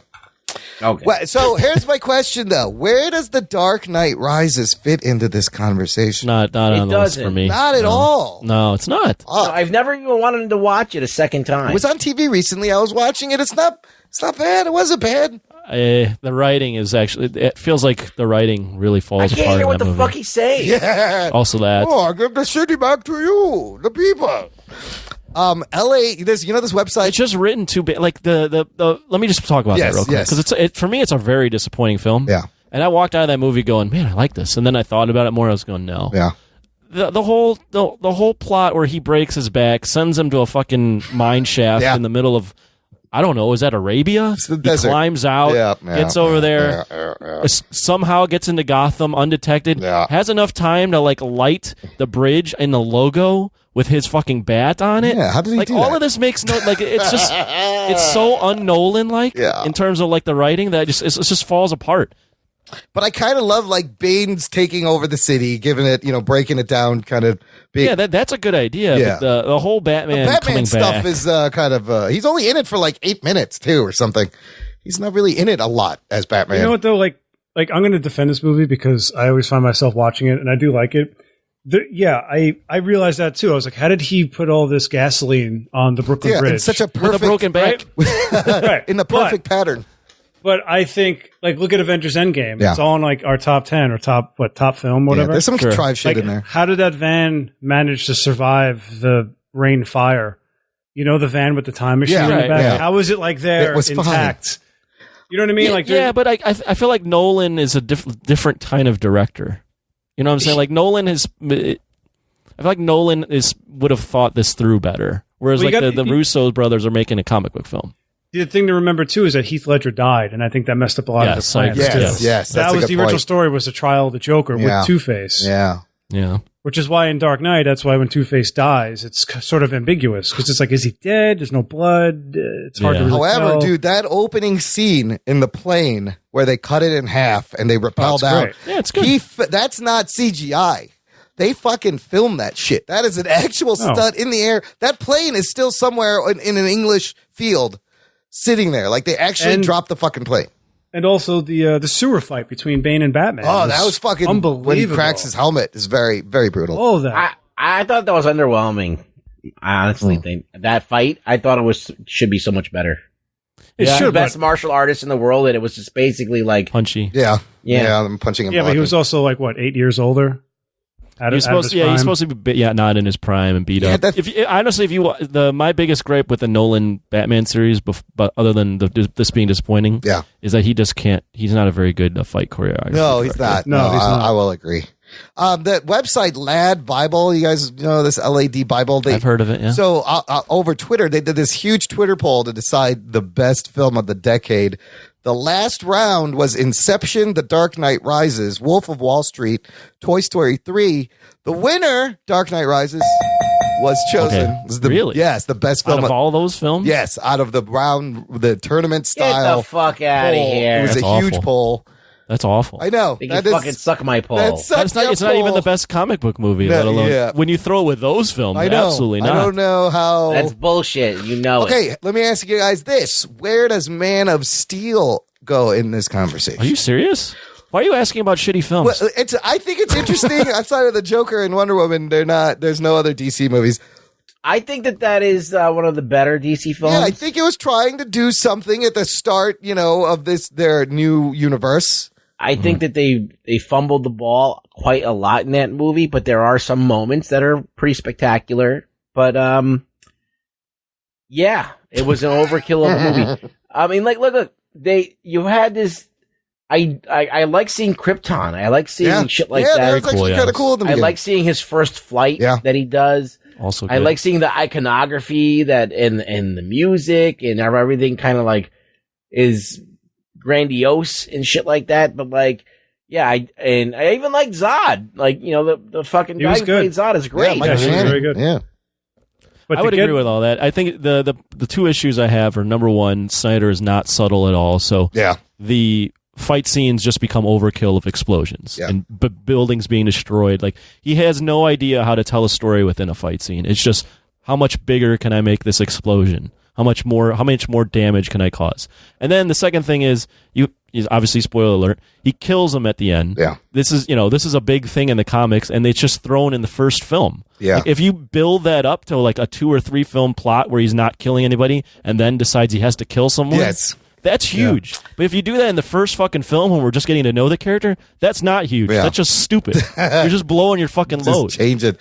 But to get a character so beloved and historic as Superman, and to get him so fundamentally wrong and make him dour, the best lesson we learn from the Marvel films is how to take a character like Captain America and make him relevant. Or how to take a character like Thor, who was so serious, and play to the guy's strengths, and but Thor is more ridiculous. Thor is ridiculous. Captain America, he is what he is, and he never changed. Yeah.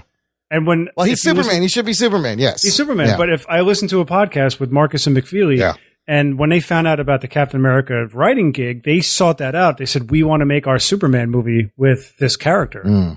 So if you watch his arc, it's one solid continuous continuity. Where Thor, it's kind of like he's serious and then he's funny and then he's fat. It's like all over the place.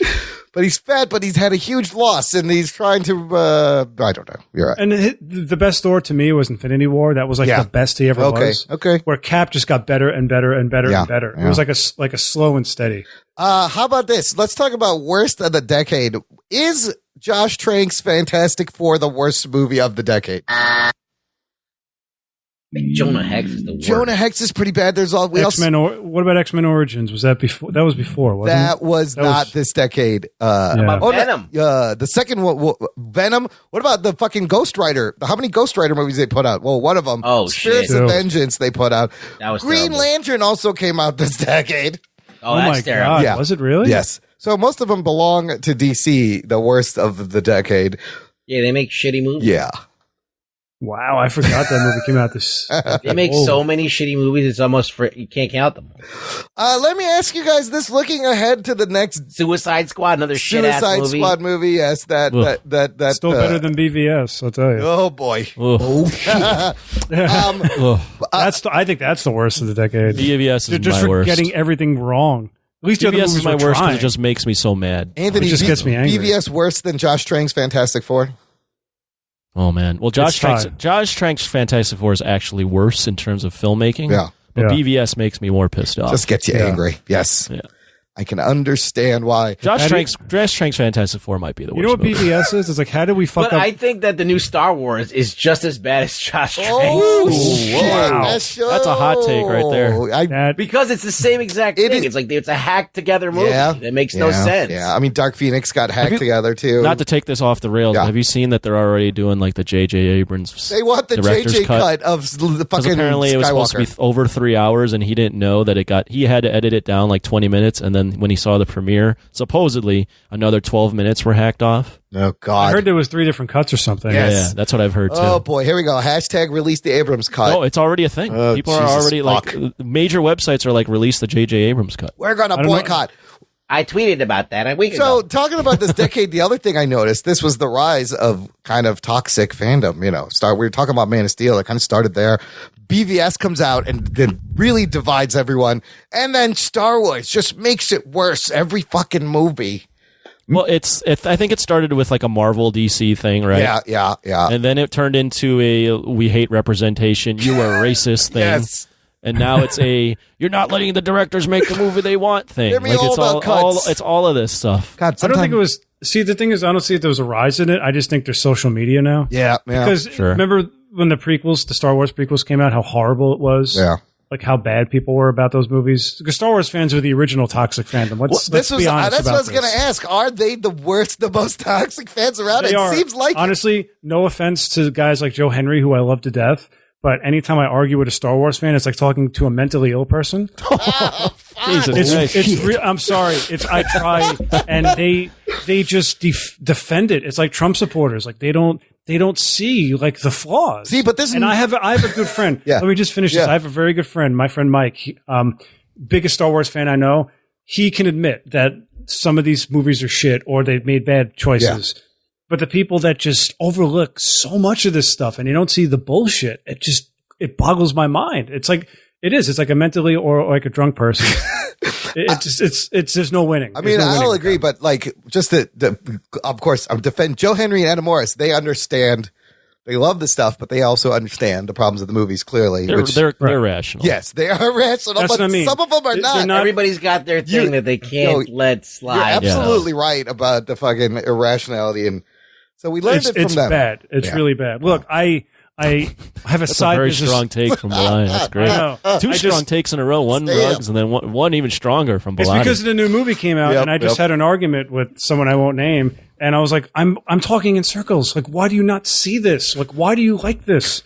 And look, I have a whole side business drawing Godzilla, but I can admit, like, when these movies are not good. Yeah. Like, I know they're not all good, and I don't love anything that has Godzilla. When you love something just because of the name, like Yankee fans, they love the Yankees, even if there's a shitty team. Yeah. And I know you guys got that in Chicago. The people that love the Cubs, how many years did they lose? Oh, yeah. Right? This translates to all sorts of fandoms. It translates to all sorts of things. And I'm like, no, give me something to root for. Don't just give me the name, because the new Star Wars movies are creatively hollow.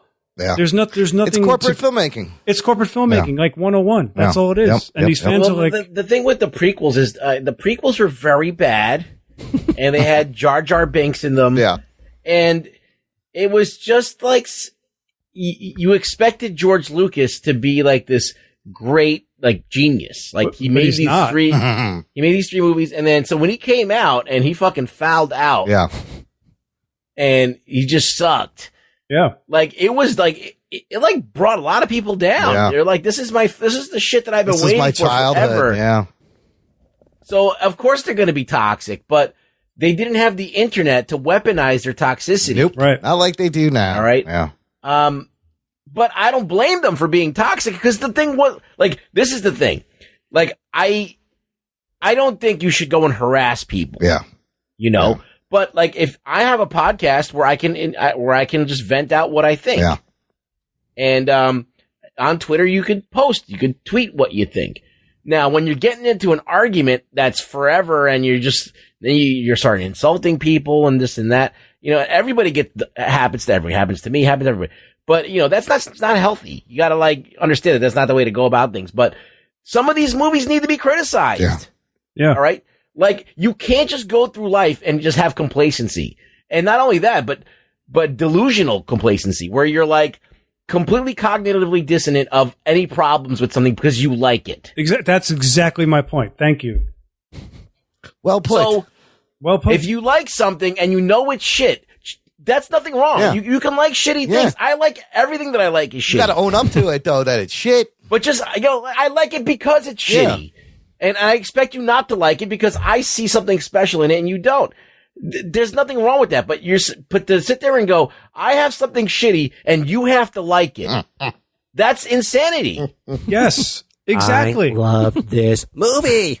Yes. So that's my whole point. That's my whole point. Just go, why is it such a big deal to go, I admit this is shitty. I admit that this writing doesn't make any sense. Can't. But you know what? I love this so much. Like Imran does it all the time. He loves Spider-Man so much. He admits that Venom. it sucks. I even like the Venom movie. It sucks, but I like it. He likes it. He admits he likes everything. Yeah. Yes. But that's the thing. He can at least admit, like he knows that he's not on the same wavelength as everybody else. I can just find the good in everything. That's all. And there's nothing wrong with that. There's definitely something wrong. Because we can't make things better. Yeah. Things won't be made better, or things won't grow if we just like we're complacent about whatever we get. Yeah. You go, sure. Sure, that's great.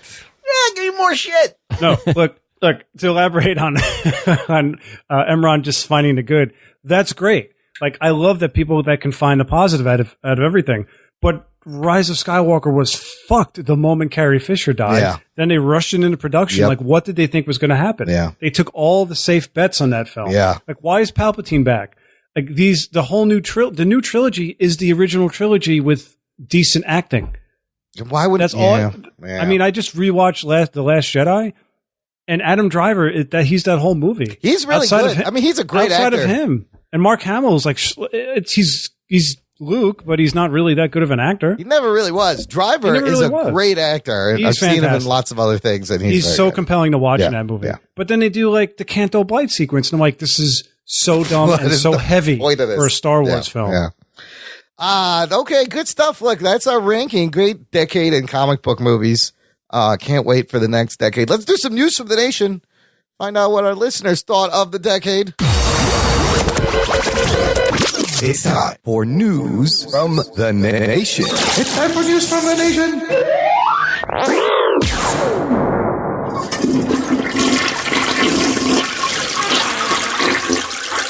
Jesus Christ. Excuse me.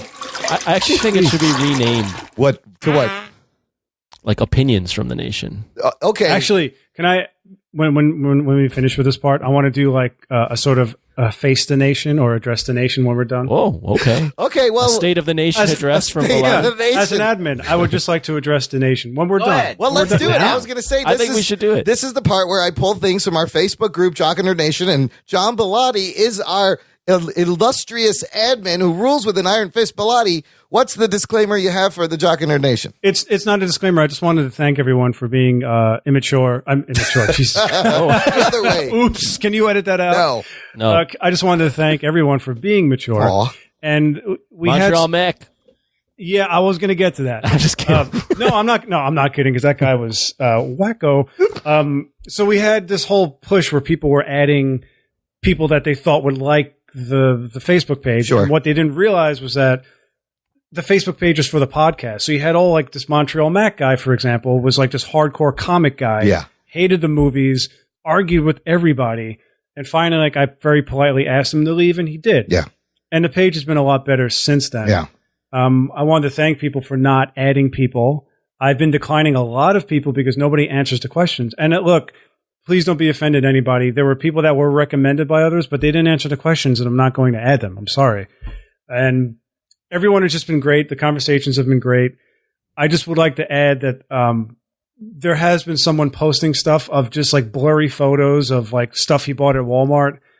And it's, the page is cool for that stuff. It's like a quote unquote safe space, but it's not for that. It's really to talk about the show, to elaborate on our opinions. Sorry, I didn't mean to post those. I'm sorry. Yeah, knock that shit off. Only Tony and Steve can post that stuff, Tony and Steve forever. Me and Steve. Bellotti, I got to thank you, first of all, for doing a great job. And we give you, I trust your judgment. I know, you know. Thank you. He is the one that actually overlooks most of this. Yes. I look at everything, but I don't police it, really. Yeah. Bellotti cares about Bellotti things. cares. He does a great job. I have a lot of passion for things. But I do have a lot of friends in the page. I won't name them because they, I'm sure they don't want to be named, but they alert me to stuff. And I, float it by you guys, or I make my own. Oh, yeah. And they work great. So you're a great cop there. I will name people from the nation because I asked the nation, what were your best and worst comic book movies of the decade? Joey Austin commenting, the animated Justice League New Frontier is going to get my vote for best. And I think we all know Endgame was the best, but I'm going to give this one for just a little bit of something different. Worst will be the Hulk movie, the first one. I'm the only one in this entire world that first Daredevil. Hell, even Imran didn't like that one, I'm pretty sure. LOL. Well, Joey, I appreciate the feedback. Both of those movies actually came out before 2010. Sorry. Justice League New Frontier is a great animated... I'm talking about Hulk and Daredevil. Yes, they did. Jimmy Graben says, I think the worst list is directly tied to what the fuck happened. He's absolutely right. So we have already talked about all the worst movies. Joe Henry says, while Zack Snyder had my favorite two movies in the previous decade in The Watchmen and 300, poor Zack didn't make the cut this time. My favorite is the Russo brothers, The Winter Soldier, not just because it's a great comic book movie, but just a great all-around story as well. Well-written, great fight, choreography, wonderful score. Props for Marcus and McFeely. I expect more great things from this quattro as they are starting their own production company. If only they could come together and do a Star Wars trilogy. Oh, shit. Wow, so Marcus and McFeely and the Russo brothers are starting a production company. That's dope. There's going to be some good shit there. Cool. Not surprising. Yeah. Brian Goff says, I'm going to answer this in a different way if that's okay. I'm going to compare two movies that could definitely be placed in either my best or worst bin. Suicide Squad and Guardians of the Galaxy Volume 1. This was a case of reaction versus reality for me. The Suicide Squad trailers had me so pumped. I'm pumped. Yeah, me too. To the point of an unhealthy amount of rewatches on YouTube, and sadly, the movie fucking sucked. On the other hand, there was Guardians, a movie similar in tone to Suicide Squad with a ragtag group of misfits teamed up and a lot of unknown characters. Didn't care much to see this one, and it turned out to be amazing. One of the best MCU films, so overall, based on the circumstances, Suicide Squad, Guardians, maybe worst and best, respectively.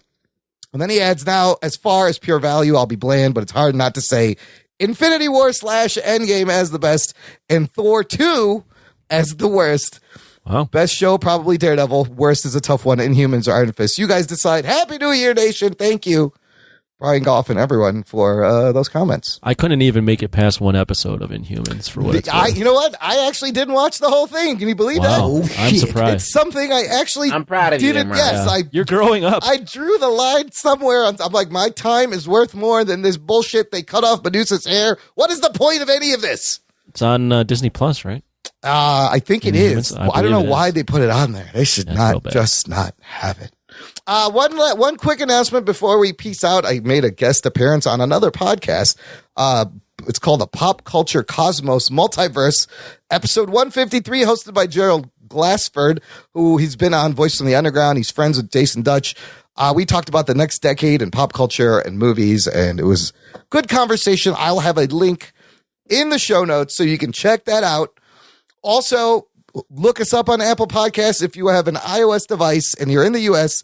We're trying to get 200 ratings. Give the podcast a rating in Apple Podcasts. We're up to 108. Jock and Nerd. Trying to get to 200. Jesus, guys. It's one at a time. This is a long-term goal, clearly. I'll kick you out of the page if you don't support these guys. Oh, shit. There you go. Tortoise versus the hare. This is going to take another 97 weeks of doing this to get to 200 at this pace. But whatever it takes. We'll get there because I want in Rotten Tomatoes. Bellotti, tell the listener where they can find your awesome artwork and stuff. Oh, thank you. Robo7.com. That's ROBO, the number 7.com. Also, Instagram at Robo7, which is just the word ROBOSEVEN. And Facebook at John Bellotti Jr. Thanks so much for starting the year with us again, Bellotti. I love these. This is a great fucking tradition. I know. I like the U-Log Bellotti tradition. You know, because I'm always off and I have energy to do the show. And I can stay it's up. The perfect timing, and you have opinions, which is very important. This show, we had some very strong opinions. We might get hate mail. We might get our first hate mail. Bring it on. I insulted handicapped people. It might get bad. Oh, shit. I called handicapped people Star Wars fans. They might get insulted. Star Wars fans. No, I insulted handicapped people. They might think they're Star Wars fans. Please send all your comments to robo7.com. Yeah, send all your hate mail. Rugs, where can the listener find you? You can find me on Twitter at ReallyRugBoy. So come by and check out my latest stupidity. Visit the show notes, jockandnerd.com/309. We'll have links to everybody's shit, all the things we talked about. And just a huge thank you to our listeners who listened all last year and are joining us now, or maybe they're starting the new year. They just found this podcast. We'd love to have you. Thank you to everyone for listening, for supporting, for being on the Patreon. Tell your friends, spread the geekery, and thanks for listening to the Jock and Nerd podcast. My name is Imran. My name's Anthony. He's the Jock. He's the Nerd. We'll peep you next time. 2020, motherfuckers. Fuck that show. Yeah, me too. Get your hand off my penis! Whoa! I'm pumped. Yeah, I'm pumped. Yeah, me too. Me too. I'm really excited.